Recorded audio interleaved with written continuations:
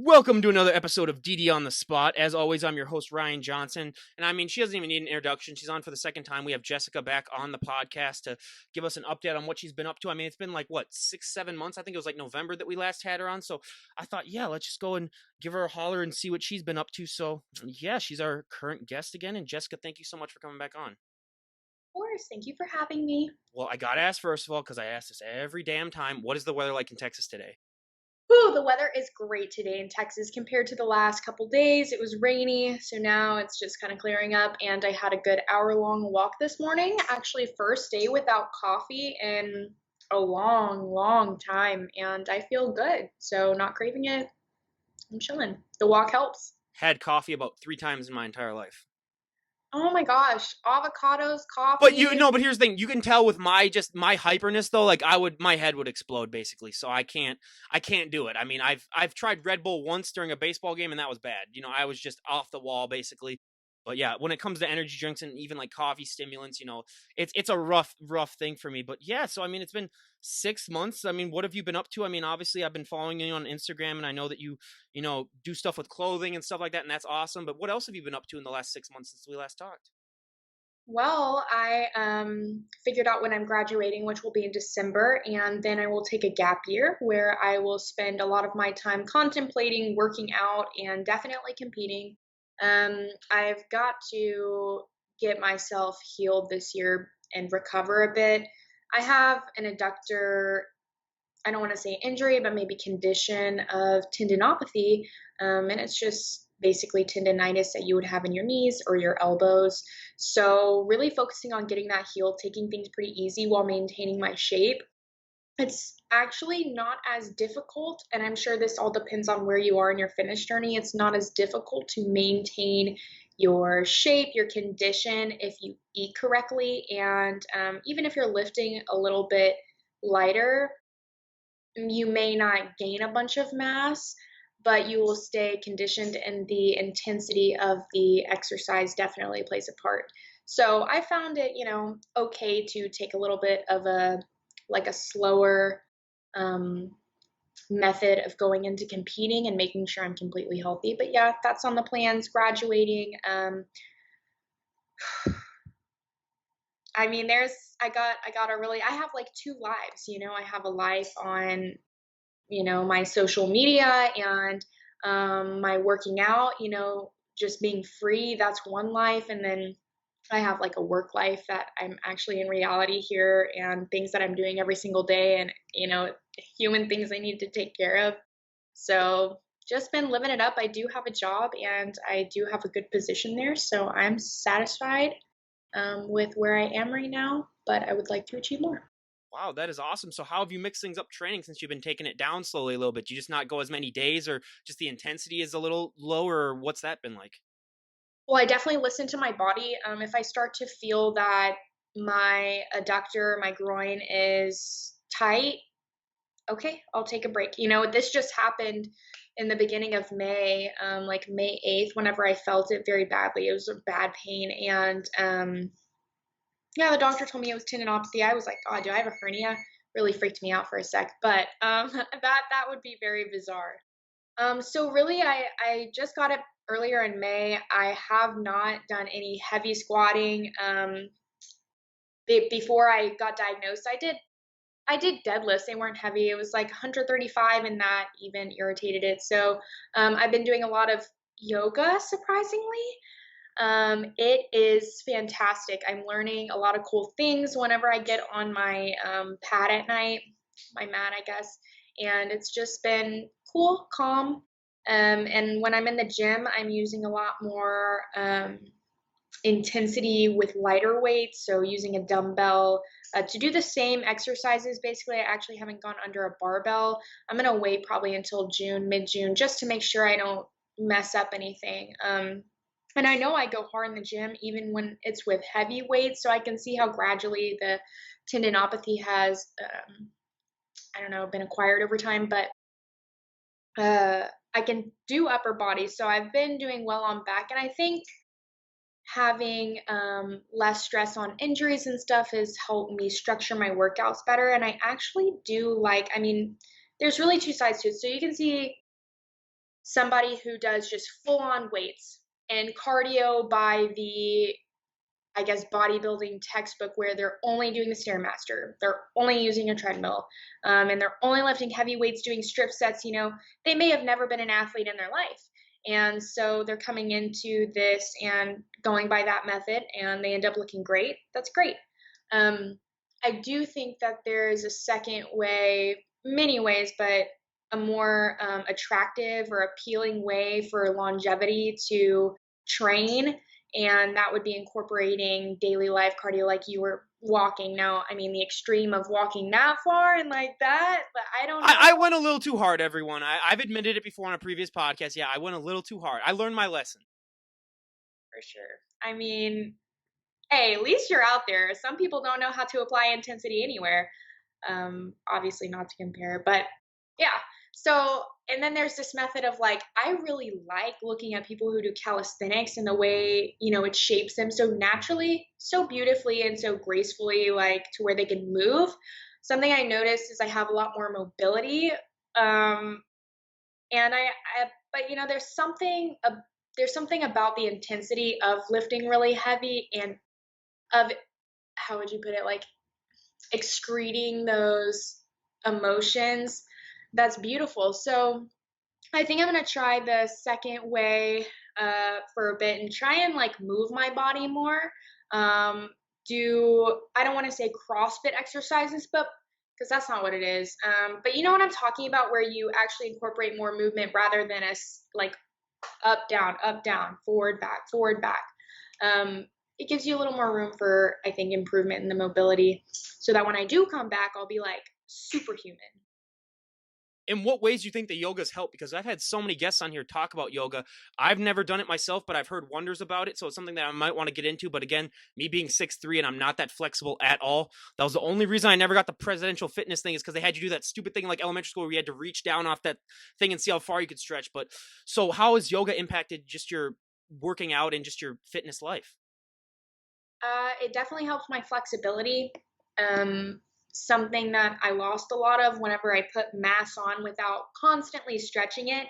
It tightens the area and compresses things a bit. Um, and you're constantly building more and more over that. So it's like something just being sucked in and never getting the movement it needs for that amount of mass.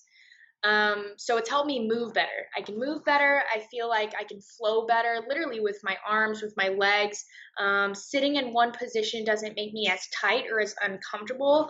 And that's something I'm getting used to, because that did happen frequently. I'd be sitting or something and I felt so heavy upper body, compared to, a waist too, although my core can hold me up.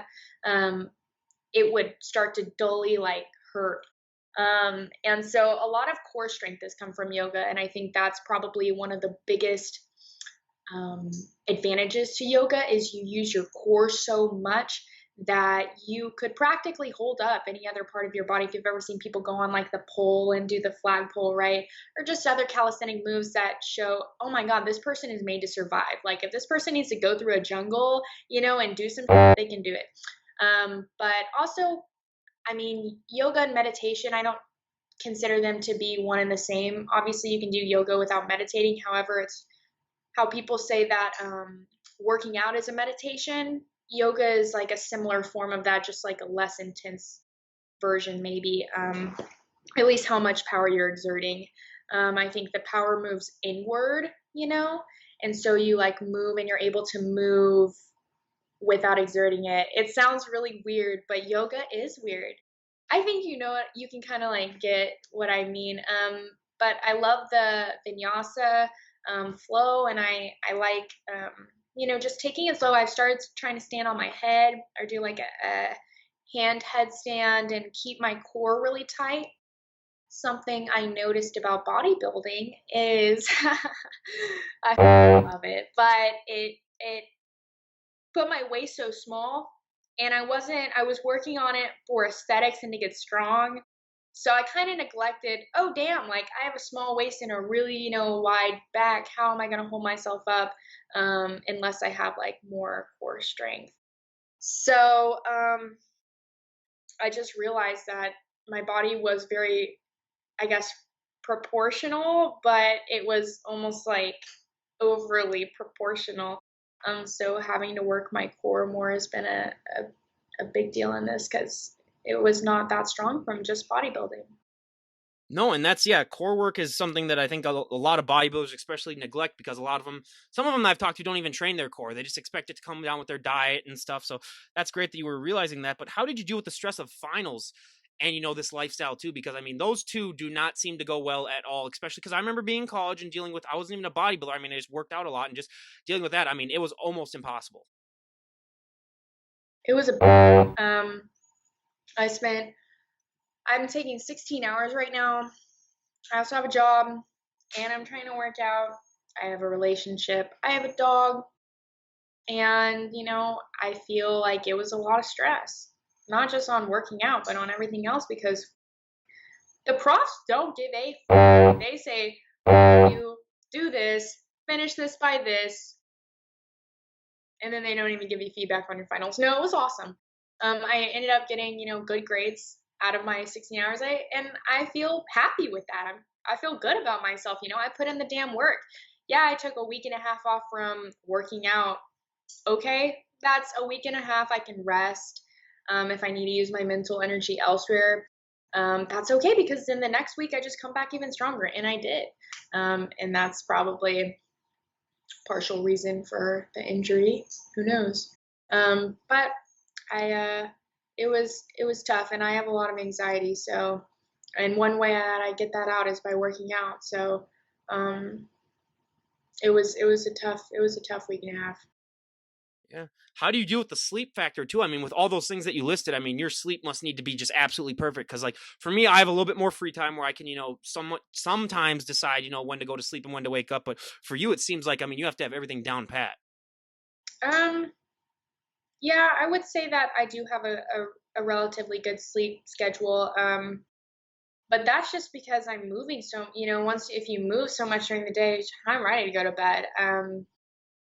And eating about an hour and a half before bed, a big meal, helps go to sleep. And as long as it's all good calories, really, then it's just replenishing your muscles and your body overnight and helping your recovery.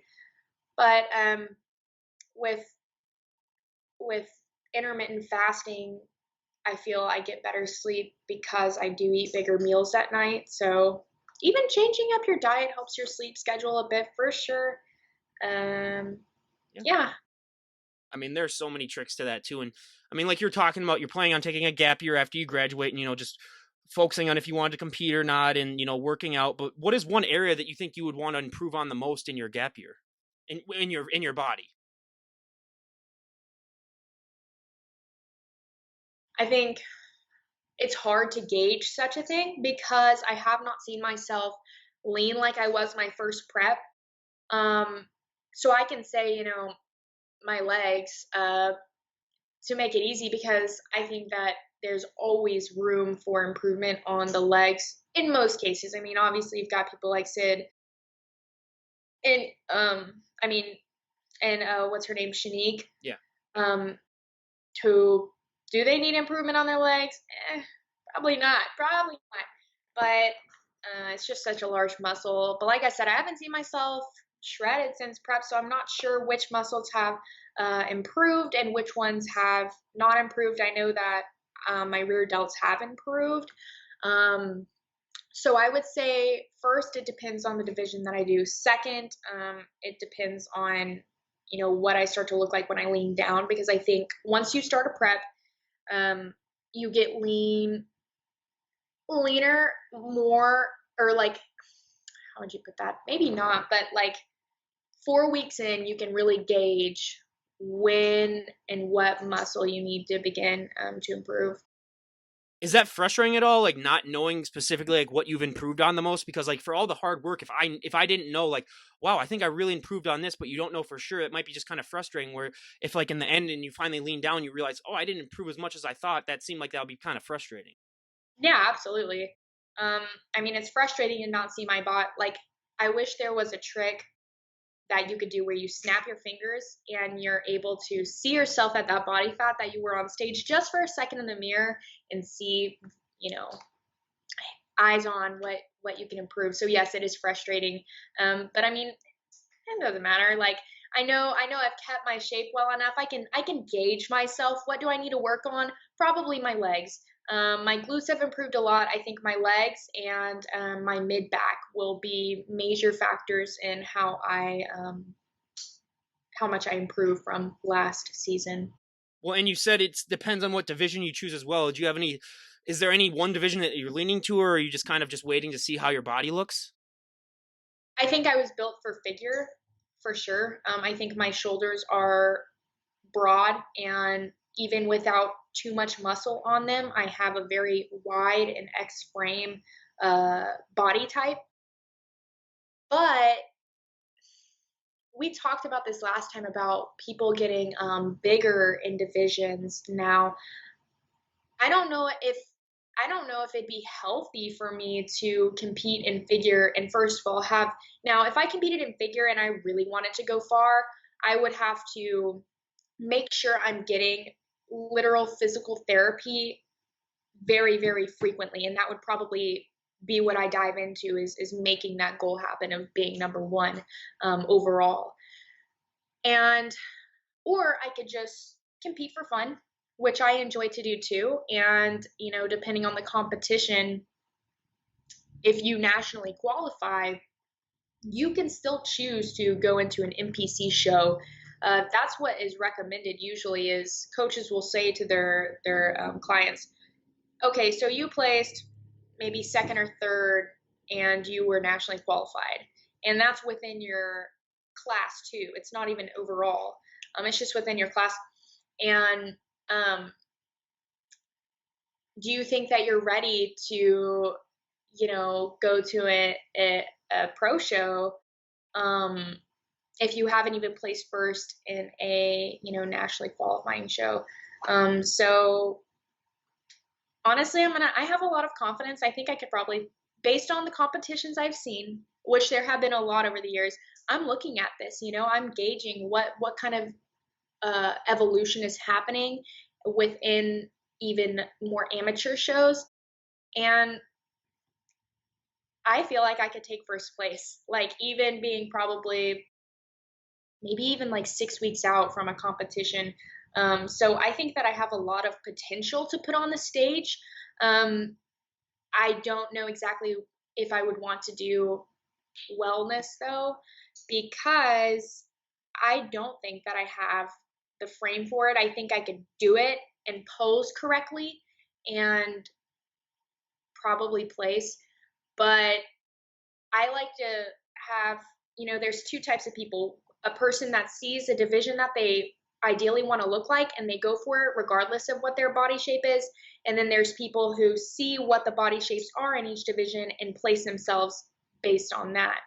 Um, and so I feel like wellness is something I would want to look like, but figure is what I would place myself in because that is what I have the shape for.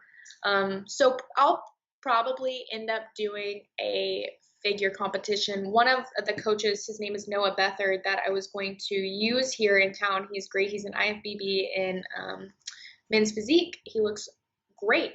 And he said, well, something you could do is place yourself in a show for wellness and then grow into figure six weeks later. So, options are open. I mean, and that's the only frustrating thing for me is like you said, taking like a gap year is that you don't know what's going to happen like in that year. Like if they're going to decide that they want to get a little bit more bigger, a little bit smaller, just because it is always ever evolving. But yeah, I think figure would be really good for you. But we talked about posing last time, but I didn't ask you this because this is a question that I ask every figure competitor that I have on now is because so many times when I ask like what's the hardest pose for them to do, we get lat spread is the number one by far. I mean, it's just because the human body is just a weird thing, and some people are either born with the ability to do it or it takes them years to develop it. What has been your journey like when it comes to developing that lat spread? Because it's really for so many people just the most difficult thing. I love it. It's hard. Your back has a lot of muscle on it. But I love it. I think it's a beautiful pose. It makes you look like you're spreading out your wings, that's what it is. And it was tough. Like you sit there for, 2 minutes when you're in practice, sitting there with your lats spread open. And like God damn, you're looking at yourself like, "Fuck, you look great," and you're just admiring the and then you look at pictures of your actual back when you're doing it, and you're like, "Woo, woo," and then all the hard work pays off when you're on stage because they really do have you stand on that damn stage, spreading your lats and posing for like 2 minutes. So, I just think it's a beautiful, beautiful thing posing. How long did it take in your journey to get that lat spread down? Because some people it takes them years. I think 2 weeks, and I had a good. I mean, yeah, because here's the thing: is I see a lot of figure competitors who have narrow shoulders, and that's a whatever, build on your body. But it is a disadvantage when it comes to posing because your lats want to expand, and that's what's hard about a lat spread is you have to expand your lats and flex them while you're doing so. And if you have narrow shoulders, it makes it harder for them to open, harder for them to expand. And you have to find different ways to move your shoulders in order to make it happen and look good. But when you have broader shoulders, it makes it just very easy. I mean, even without a lot of muscle mass, you can just open up your shoulders and your lats are going to expand with it and then create that taper in a much more easy manner than if you have narrow shoulders. So it wasn't at first I was curling over like that. And once my coach pointed it out at the time, I immediately fixed it. And, I mean, just do it sitting and it didn't take too long. Absolutely. And yeah, that I mean, for some people, yeah, they just get it down pat, and I mean, more power to them because yeah, I mean, all the horror stories that we've heard when it comes to developing that, it's great that you were able to get it really really soon. But I mean, as you're looking at what is your opinion of the wellness division too? Because I asked this to the figure competitors as well because I mean, it does take a lot of figure competitors away. They tend to just tone it down a little bit, and then they go to the wellness division. But what is your overall opinion about it? Because I mean, a lot of people have really, really liked it, and I just find it so fascinating that this division just popped up, these last year basically, and it really seems to be a very popular thing. I like it. I think it's good. I think it was a great implementation of the United States to finally bring that in, and I am all for it.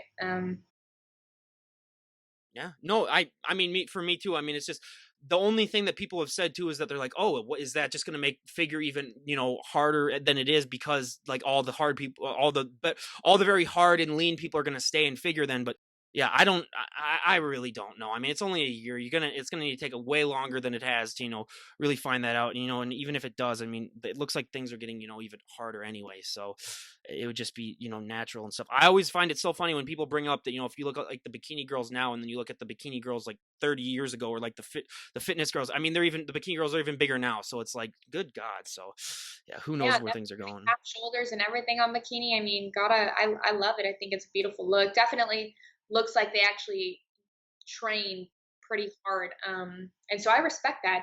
And same with wellness. Like, I mean, good God, have you seen those women's legs? Like, they're humongous and they're beautifully built. I think that takes work.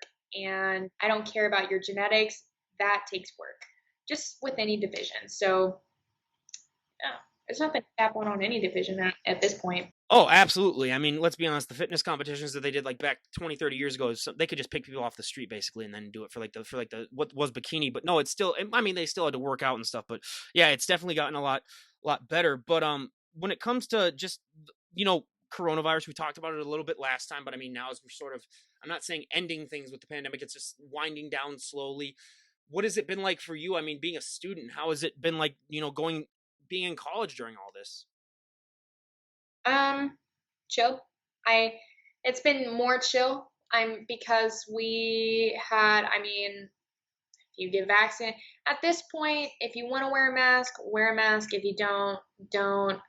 I forgot about COVID 3 months ago, so I don't know. At It's this point, Texas, everyone. I mean, it's their own. I mean, they just basically said screw it like 3 months ago, and yeah, just because I live in Minnesota where we just got away with the where if you got vaccinated you don't have to wear a mask, but no one checks anyway, so it's like yeah, go ahead and take off your mask. But yeah, I remember in Texas, yeah, like 2 months ago they just said yeah, no, we don't care. Yeah, just do what you want to do.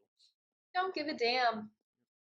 So hey, at least that's a positive because yeah, I even remember yeah, college, it seems in those states, yeah, it didn't even really seem to really be impacted that much by it. But when it, I mean, just with the working out too that you're doing, and just the whole mental thing of, just everything that happens. I mean, let's be honest, everyone doesn't have those days that, or everyone has those days where they wake up and they're just like, oh, I'm not really feeling it today. And I mean, especially when it was during finals, and I know you took like a week and a half off, but how do you power through those days? Because that's the one thing that I think really differentiates, just the average lifter from someone who's really dedicated, is that they're able to find that thing deep down in them. And do you have to go to some place to, in your mind to like really get there? Or is it one of those things where you just convince yourself like, oh, hey, I have to get this workout in? Yeah. I have to get this workout in. No, I mean, I want to do it too. I know how I feel at this point during workouts. I know what I feel like when I exercise. I know what I feel like after the workout. So I want to do it. Do I have the energy to? Probably not. So I smash some pre-workout down and I listen to some really hard music, or I listen to music. Music is the like secret OP tool to working out, and people just don't see it in the right light. Like they do, obviously. Like music is a language. Um and I think in this case it's like the language of energy. Do you want to feel sad? Do you want to get pumped up? Do you want to feel sexy? Do you want to get angry? Music can literally, push that energy into you. And so I use music as a tool a lot. I'll blast some music and automatically my energy levels change, whether I wanted them to or not. So I'd say that's a good tool. And we talked about this last time, kind of where you can use music as a guide for your reps, and the actual exercises. Like if you find the right rhythm, the right beat, then it makes moving to that in a much more fluid and consistent manner easier. So, music for powering through long days, and rhythm, balance, flow, great tool. What's your go-to pre-workout? As in supplement or Yeah, music? yeah. So I love Vaso Blitz. I have been using this stuff for since a little bit before my prep. So God, it's been almost 3 years and this is still the best. I've tried so many pump supplements and like I don't know what it is. I don't know what this company did. Shout out to Build Fast Formula, but they really hit it. They've made a couple more. So they've made that Vaso Blitz has no stimulants, no caffeine. It is solely a pump supplement, which oh God, it's amazing. And then they also made one that is has stems in it, and then they made a high stem one.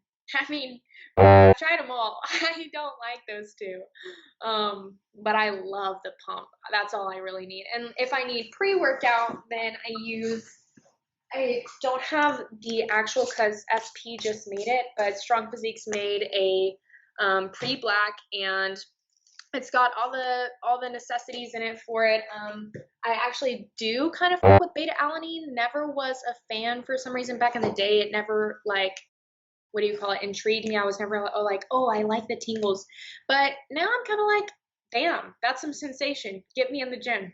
And so I think Strong Physiques did good on their pre-black. But yeah, Vaso Blitz and the SP pre-black, great combination.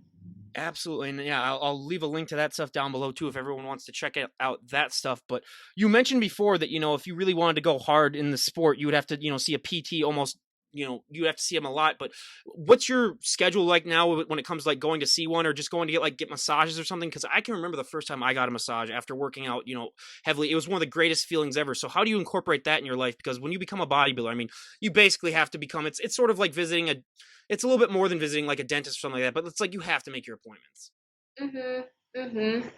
I used to see the chiropractor once a week when I had a shoulder injury, and then once every 2 weeks. And that went on for about a year, a little over a year. And my the guy who did, his name was Quentin. He did my work.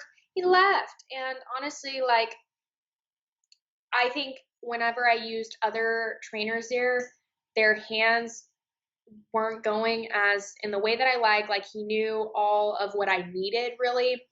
And so I stopped going there and I got a Theragun. And I got a Theragun, I got a ball, one of the rubber balls that you can put on the wall and you can rub your back against. And I haven't really had much problems. I could definitely see um probably a chiropractor, and I could probably see like a deep muscle massager and try and get some things kind of kinked out, or some kinks out. But uh, at the moment, I just don't really want to. I don't feel the need to.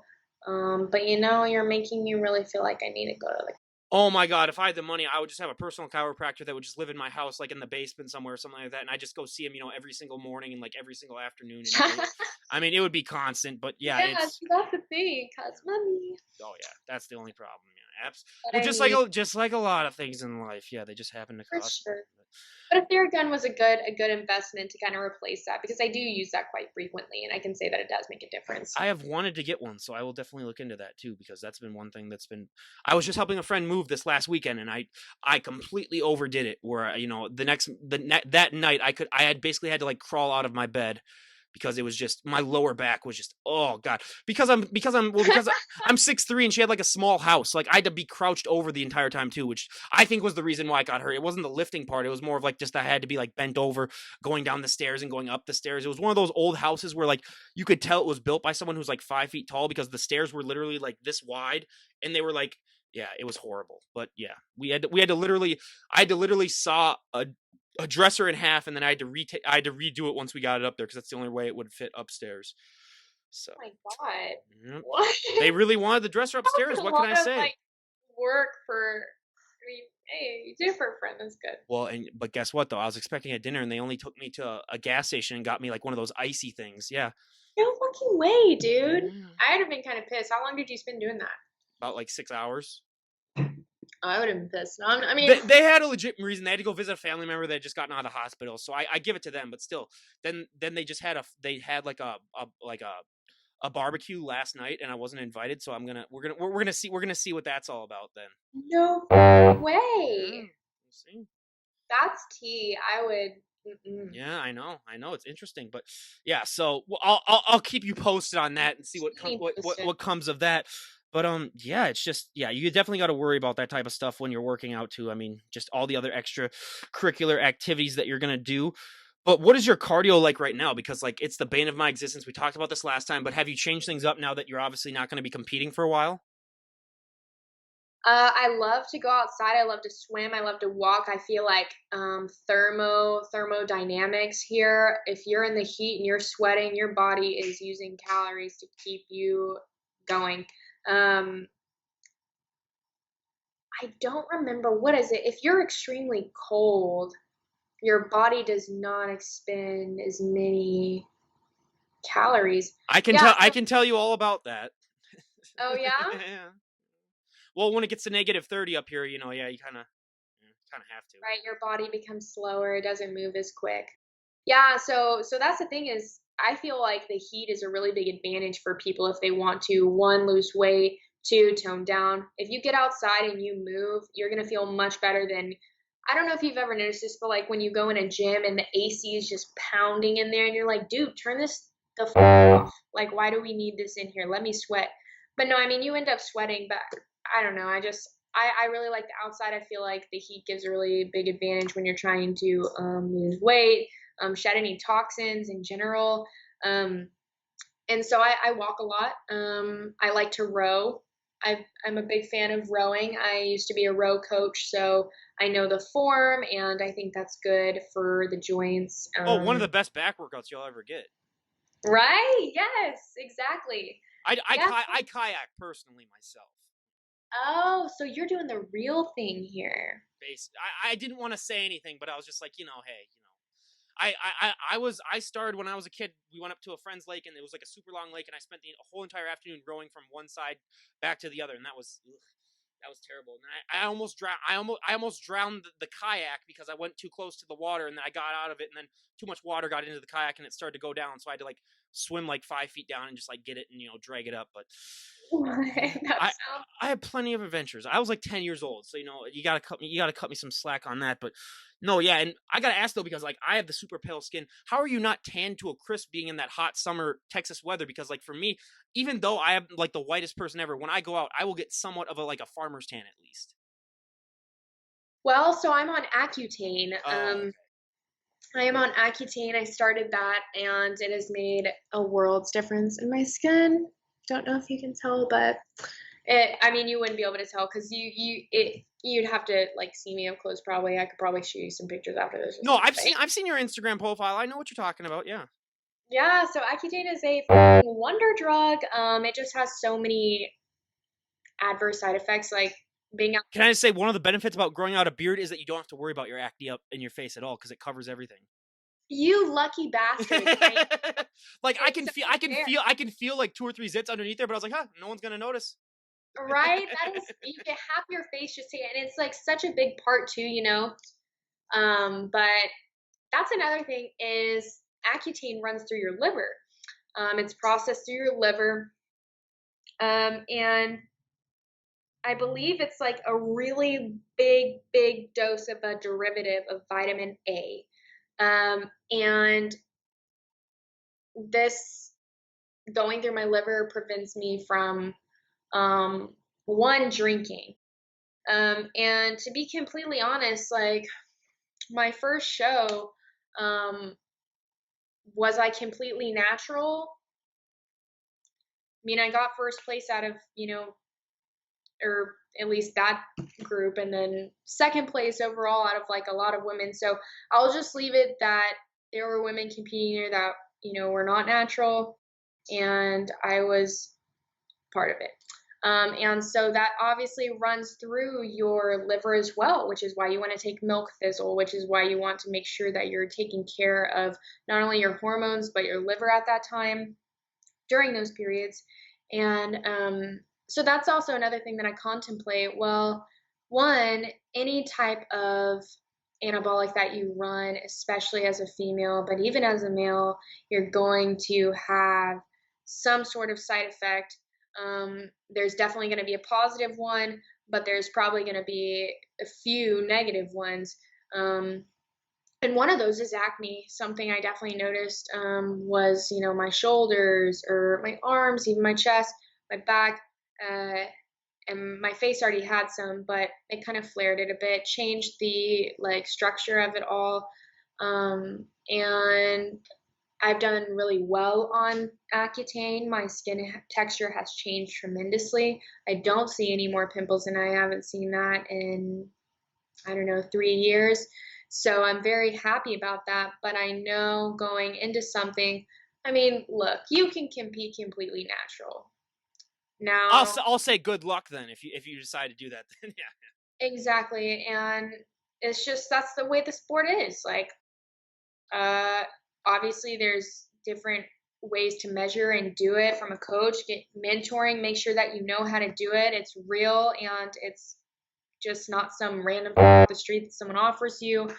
Like you want to do this as safe and as like correct as possible. But point is, it runs through your liver as well, and it also can give you the propensity to develop acne. And that's something that I'm not sure if I, am willing to like take. I looked up some forums on it, maybe just for future reference, if that's the case. I'm not saying I'm doing anything illegal, but whatever. And it was like people that had responded from 2012, and they were men in particular. And so I just wasn't, I mean, obviously that's not information I'm going to follow. So it's kind of hard for me to know when that time comes, like, oh, like if I do this, am I going to follow this progress that I have? But we'll think about it in the future, maybe. Unless some advice. Well, I'd say, I have never taken anything myself. I'm gonna be completely honest. The biggest compliment I ever got in my entire life was in college when my friends came up to me and they're like, "We're concerned about you. Like, are you on drugs or something like that?" And I was like, "Oh my god, that's the greatest thing you've ever said to me. Like, it shows that I'm actually like working that hard." And so it's like, "Oh my god, you really think I am?" And I was like, "No, I'm not. I mean, if Myoplex is considered a drug and like creatine when I was like a teenager, but yeah, I haven't done any performance enhancing." drugs other than, just my God-given natural abilities is what I'd say to, people. But, yeah. And it's like, yeah, people just don't understand too. You have to be basically like a genetic freak to be able to do this sport without taking, anything. I've had like one or two on the podcast. So everyone that's asking me, I always say it's like 99 or 95% of the guests that I've had on are doing something. And it's just a part of the sport. I mean, obviously they're not taking like straight up, like bull testosterone or something like that, but it's like, yeah, it's obviously you got to do something in order to get, that lean and stuff like that. It's like it's not natural to get that lean and to, like have ab veins coming out of like a six pack and stuff like that. It's like, yeah, okay, try doing that yourself and then tell me how that goes. Mhm. Yeah, I mean, I'm not gonna lie, like I like it during that time. I like to precisely measure it, because obviously it comes in all different forms. I will never use a needle. I never do that. I will never go so far that is unnecessary, that is going to cause any type of virilization, because that's a sign that your hormones are not in the place that they should be biologically for you. And unless you are transitioning fully over to a different gender, the opposite gender, then running off and on and off and on for long periods of times on your hormones is going to you up. And there's a lot of repercussions to that. So I the first show that I did bikini, obviously it was natural. That wasn't second show when I did figure. I was natural until 4 weeks out, and I did like a 10-week prep, was 4 weeks out, and I stayed on 5 milligrams of Anavar for 4 weeks, and it worked well. If you follow everything correctly with it, then you can get really great results from very, very little amount of supplementation. But that all depends, because I know like people like load this in their body, and they like, it makes you feel different, also psychologically. So some people really like the masculinity, I think, that it brings, because it is a very energizing state. But it's just you can also kill yourself, people, from steroids. Remember, you can also kill yourself. Many, I don't want to say many, but I think there's been a good handful of bodybuilders. I don't know about women yet, and I think Iris Kyle has done a really good job somehow of keeping herself well in shape there. But handful of men have died from overdoing steroids, and so Oh, I it's just it's more than a handful. I mean, when you see someone that's bodybuilding, they're like 30 years old and they die of a heart attack. It's like you kind of know why, basically. So, but yeah, I mean, yeah, there's a bodybuilder that I'll talk to you about that I did a podcast with, and they told me what they were on a female bodybuilder, and I'll tell you how much they were. Like, it was scary. Where I was like, oh my god, like why are you doing that much in that combination? But some people literally, they just put like a gallon of that stuff in their veins, and it's just like, oh, come on. But yeah, I mean that's great, and it's always great to talk about that stuff. But Jessica, if we were to talk to you a year from today, where would you like to be at, just in your health and fitness journey, and just in your overall life? What are some goals that you'd like to have achieved? hmm, in a year, I want to be graduated. I want to hopefully not be in College Station. I want to have a healthy body, and I want, um, what do I want? More like, guess what do I need? Like, I need a healthy body. I need shelter. All right. We're getting too abstract here. Okay. I want to be graduated. I want to be free. I want to be in a different place, and I want to be ready to compete and have that goal again. I want to be more rich than I am right now. I'm not rich. That was a bad word to use. I want to be more comfortable than I am now, financially. And I just want to make sure that my friends and family stay safe, um, and everyone around me is happy. Yeah. Hey, that is a great answer. And is there any spot in particular that you're looking to move to, or are you just, are you just going to do the thing like some of my friends did, where they literally just throw a dart on a map of the U.S. really, and then they just, oh yeah, maybe. They really did that. I would love that. Well, Uh, the first time they landed in Idaho, and they're like, yeah, no thanks. So then they had to redo it. no. They had to redo it a couple of times. I'm not Landed gonna the lie. Yeah, potatoes. I mean, hey. It's a beautiful place. I'm not gonna lie. Idaho and Montana, like if you go, I mean, yeah, there's like one person per every 100 miles, but if you're that type of person where you just want to be left the hell alone, I mean, go to those states. But yeah, they did that. I think one of them landed in Seattle, and they were gonna try to go there anyway, and then another one was someplace else. I think around like Oregon or someplace. So who knows? Yeah, maybe Dallas. Um, My parents just went on vacation to Dallas like 4 or 5 months ago. They went down there. They went and saw. They had to go and obviously see the JFK place, and they had to go to like see like the Cowboy Stadium. And they did the whole tour, and we heard all about it when they got back. But it's for too Dallas. too hot for me. I'm sorry. I'm sorry. Come on, get down here.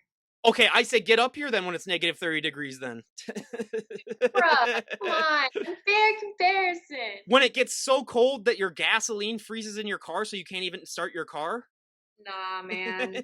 I can't work with that. It happened last winter where there's a whole week in January where I couldn't even leave the house because the gasoline was frozen solid in my car and you had to wait a week for it to unthaw afterwards too. Dude, that's really extreme, actually. How do they even deal with that in a city? They have special built cars that are meant to withstand that type of stuff, and then some people we're built for it. I mean, when you live it your entire life you get used to it, but the worst it's ever got was it was with wind chill, it was negative 75. And with that, if you have Oh, with man, that I don't believe it. with that, if you have look up the polar vortex of 2019, that's what, and I was working that night too and I had to go outside. If you had any layer of skin that was visible, it would take 5 minutes to get extreme frostbite. So kind of like the day after tomorrow. Like that, yeah, and I had to go outside and work for about 2 hours that night. So I had about 7 layers of everything on. How hot is it outside today? It's like 75-ish, or it might be 80. You don't want to go outside and take a No, I walk? will go outside, but I'm saying once it gets to triple digits, there's no way in hell. Yeah, no, I would. I'm tripled, but I mean, maybe a few times, yeah, during the summer. Damn, I don't know. It even gets that hot sometimes here too. I mean, it gets almost as hot sometimes here in the summer, so that's even unbearable too. Like once it gets to triple digits, I'm inside the whole day. I don't care. I'll walk on my treadmill. It doesn't matter. If friends want me to do stuff, I'll say like, "Oh, sorry, look outside." Yeah. That's kind of funny.